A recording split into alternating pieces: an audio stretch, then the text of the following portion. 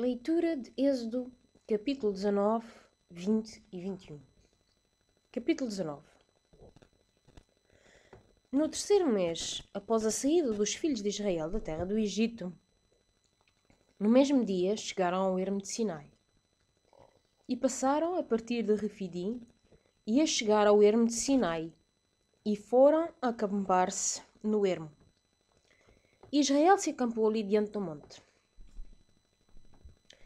E Moisés subiu até o verdadeiro Deus, e Yahuá começou a chamá-lo desde o monte, dizendo: Isto é o que deves dizer à casa de Jacó, e comunicar aos filhos de Israel. Vós mesmos vistes o que fiz aos egípcios, para vos carregar sobre asas de águias, e vos trazer a mim.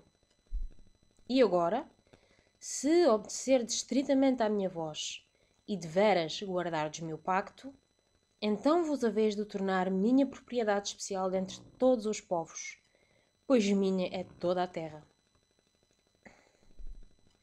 E vós mesmos vos tornareis para mim um reino de sacerdotes e uma nação santa.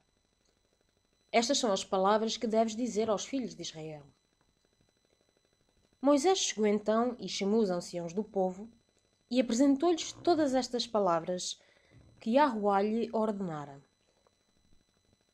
Após isso, todo o povo respondeu unanimemente e disse: Tudo o que Yahuá falou estamos dispostos a fazer. Moisés retornou imediatamente a Yahuá com as palavras do povo. Então Yahuá disse a Moisés: Eis que chego a ti numa nuvem escura, a fim de que o povo ouça quando eu falar contigo. E para que também tenham fé em ti, por tempo indefinido. Moisés relatou então a Yahuá as palavras do povo. E Yahuá prosseguiu dizendo a Moisés: Vai ao povo e tens de santificá-los hoje e amanhã, e eles terão de lavar as suas capas. E terão de mostrar-se prontos para o terceiro dia, porque no terceiro dia Yahuá descerá sobre o monte Sinai diante dos olhos de todo o povo. E terás de pôr termos ao redor para o povo, dizendo: Guardai-vos de subir ao monte, e não toqueis na extremidade dele. Todo aquele que tocar no monte será positivamente morto. Nenhuma mão deve tocar nele, porque ele será positivamente apedrejado ou será positivamente trespassado por flechas. Quer animal, quer homem, não viverá. Ao toque da buzina de carneiro, poderão eles mesmos chegar ao monte. Moisés desceu então do monte até ao povo, e pôs-se a santificar o povo, e empenharam-se em lavar as suas capas. Concordemente, ele disse ao povo: Aprontai-vos durante os 3 dias. Vós, homens, não vos aproximeis de mulher. E no terceiro dia, quando amanheceu, sucedeu que começou a haver trovões e relâmpagos e uma pesada nuvem sobre o monte e um som muito forte de buzina, de modo que todo o povo no acampamento começou a tremer. Moisés levou então o povo para fora do acampamento ao encontro do verdadeiro Deus e foram postar-se ao pé do monte. E todo o monte Sinai fumegava, devido ao facto de Yahuá ter descido sobre ele em fogo. E sua fumaça ascendia como a fumaça de um forno de calcinação, e todo o monte tremia muitíssimo. Quando o som da buzina ficou cada vez mais alto, Moisés começou a falar, e Yahuá começou a responder-lhe com uma voz. Assim Yahuá desceu sobre o monte Sinai, ao cume do monte. Yahuá chamou então Moisés ao cume do monte, e Moisés pôs-se a subir. Yahuá disse então a Moisés: Desce, adverte o povo para que não tentem abrir caminho até Yahuá para olhar, e muitos deles tenham de cair. E santifiquem-se também os sacerdotes que regularmente se aproximam de Yahuá, para que Yahuá não irrompa sobre eles. Em vista disso, Moisés disse a Yahuá: O povo não pode subir no monte Sinai, porque tu mesmo já nos advertiste, dizendo: Põe termos ao monte e torna-o sagrado. No entanto, Yahuá lhe disse: Vai, desce e tens de subir, tu e Arão contigo. Mas não deixes os sacerdotes e o povo abrir caminho para subirem até Yahuá, para que ele não irrompa sobre eles. Portanto, Moisés desceu até o povo e disse-lhes isso. Capítulo 20. E Deus passou a falar todas estas palavras, dizendo: Eu sou Yahuwá, teu Deus, que te fiz sair da terra do Egito, da casa dos escravos. Não deves ter quaisquer outros deuses em oposição à minha pessoa. Não deves fazer para ti imagem esculpida, nem em semelhança de algo que há nos céus em cima, ou do que há na terra embaixo, ou do que há nas águas abaixo da terra. Não te deves curvar diante delas, nem ser induzido a servi-las. Porque eu, Yahuwá, teu Elohim, sou um Deus que exige devoção exclusiva, trazendo punição pelo erro dos pais sobre os filhos, sobre a terceira geração e sobre a quarta geração no caso dos que me odeiam, mas usando benevolência para com a milésima geração no caso dos que me amam e que guardam os meus mandamentos. Não deves tomar o nome de Yahuwá, teu Elohim, de um modo fútil, pois Yahuwá não deixará impune aquele que tomar seu nome de um modo fútil. Lembrando o dia de sábado para o manter sagrado, deves prestar serviço e tens de fazer toda a tua obra por 6 dias. Mas o 7º dia é um sábado para Yahuwá, teu Deus. Não deves fazer nenhuma obra, nem tu, nem teu filho, nem tua filha, nem teu escravo, nem tua escrava, nem teu animal doméstico, nem teu residente forasteiro que está dentro dos teus portões. Pois em 6 dias fez Yahuwá os céus e a terra, o mar e tudo o que neles há. E no 7º dia passou a descansar. É por isso que Yahuwá abençoou o dia de sábado e passou a fazê-lo sagrado. Honra a teu pai e a tua mãe, a fim de que os teus dias se prolonguem sobre o sol que Yahuwá teu Deus te dá. Não deves assassinar. Não deves cometer adultério. Não deves furtar. Não deves testificar uma falsidade contra o teu próximo. Não deves desejar a casa do teu próximo. Não deves desejar a esposa do teu próximo. Nem o seu escravo, nem a sua escrava, nem o seu touro, nem o seu jumento, nem qualquer coisa que pertença ao teu próximo.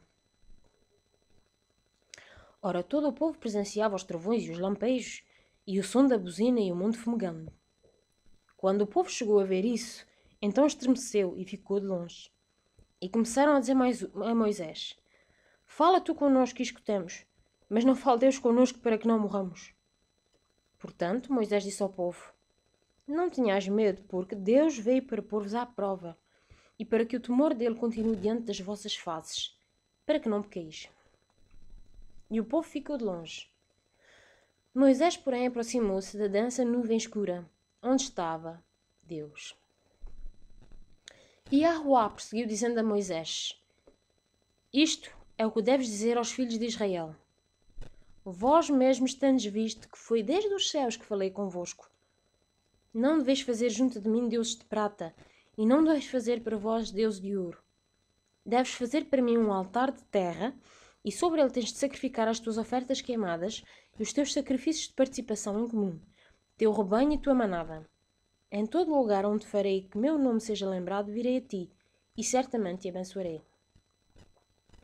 E se fizeres para mim um altar de pedras, não as deves construir com pedras lavradas. Caso brandas sobre ele a tua talhadeira, profaná-lo-ás. E não deves subir por degraus ao meu altar, para que as tuas partes pudendas não fiquem expostas nele. Capítulo 21. E estas são as decisões judiciais que lhes deves apresentar. Caso compres um escravo hebreu, será escravo por 6 anos, mas no 7º sairá como alguém liberto sem custo. Se chegar sozinho sairá. Se for dono de uma esposa, então a sua esposa terá de sair com ele. Se o seu amo lhe der uma esposa e ela deveras lhe dar à luz filhos ou filhas, a esposa e seus filhos se tornarão de seu amo, e ele sairá sozinho. Mas, se o escravo disser com insistência: Eu amo realmente meu amo, minha esposa e meus filhos, não quero sair com alguém liberto, então seu amo terá de levá-lo perto de Deus e terá de encostá-lo à porta ou à ombreira, e seu amo terá de furar-lhe a orelha com uma sovela, e ele terá de ser seu escravo por tempo indefinido. E caso um homem venda sua filha como escrava, ela não sairá como saem os escravos masculinos. Se ela desagrada aos olhos de seu amo, de modo que não a designe por concubina, porém faz que seja remida, ele não tem direito de vendê-la a um povo estrangeiro por agir traiçoeiramente com ela. E se a designar a seu filho, deve fazer-lhe segundo a prerrogativa legítima das filhas. Se tomar para si outra esposa, não se lhe deve reduzir o seu sustento, o seu vestuário e o seu direito conjugal. Se não lhe render estas 3 coisas, então ela terá de sair de graça, sem dinheiro. Quem golpear um homem de modo que realmente morra sem falta deve ser morto. Mas quando alguém não estiver de tocaia e Deus deixar que ocorra pela sua mão, então terei de fixar para ti um lugar ao qual ele possa fugir. E caso um homem se exalte com o seu próximo, a ponto de matá-lo com ardileza, deves tomá-lo mesmo que esteja junto ao meu altar, para que morra. E quem golpear seu pai e sua mãe, sem falta deve ser morto. E quem raptar um homem, e quem realmente o vender, ou em cuja mão for achado, sem falta deve ser morto. E quem invocar o mal sobre seu pai e sua mãe, sem falta deve ser morto. E caso homens cheguem a altercar, e um golpeie outro com uma pedra, ou com uma enxada, e ele não morra, mas caia de cama, se ele se levantar e deveras andar em volta, portas afora, com alguém que se apoie, então aquele que o golpeou terá de ficar livre de punição. Somente dará compensação pelo tempo de trabalho que o outro perder, até que o faça completamente são. E caso um homem golpeie seu escravo ou sua escrava com um pau, e o tal realmente morra sob a sua mão, sem falta deve ser vingado. No entanto, se demorar um dia ou 2, não deve ser vingado, porque ele é o seu dinheiro. E caso homens briguem entre si, e eles realmente firam uma mulher grávida, e deveras saem os filhos dela, mas não haja acidente fatal, sem falta se lhe deve impor uma indenização segundo o que o dono da mulher lhe impuser, e ele tem de dá-la por intermédio dos magistrados. Mas se acontecer um acidente fatal, então terás de dar alma por alma, olho por olho, dente por dente, mão por mão, pé por pé, queimadura por queimadura, ferimento por ferimento, pancada por pancada. E caso um homem golpeie o olho de seu escravo ou o olho de sua escrava e realmente o arruine, deve mandá-lo embora como alguém liberto, em compensação do seu olho. E se for o dente de seu escravo ou o dente da sua escrava que arrancar o golpe, deve mandá-lo embora como alguém liberto, em compensação do seu dente.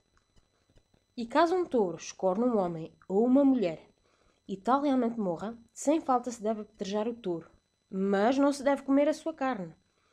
E o dono do touro está livre de punição. Mas se o touro anteriormente escornava, e se tiver advertido o seu dono, mas este não o tiver mantido sob guarda, e ele matou um homem ou uma mulher, o touro deve ser apedrejado e também o seu dono deve ser morto.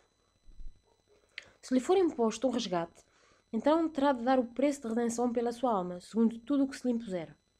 Quer tenha escornado um filho, quer tenha escornado uma filha, deve-se-lhe fazer segundo esta decisão judicial.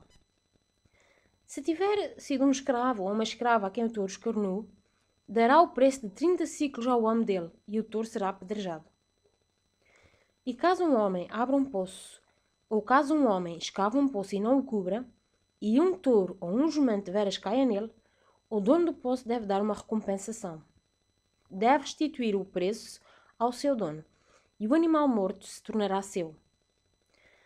E caso o touro de um homem fira o touro do outro, e ele de veras morra, então têm de vender o touro vivo e dividir entre si o preço pago por ele, e devem dividir entre si também o morto. Ou se era conhecido que o touro escornava anteriormente, mas o seu dono não o tiver mantido sob guarda, devem impertrivelmente dar em compensação touro por touro, e o morto se tornará seu.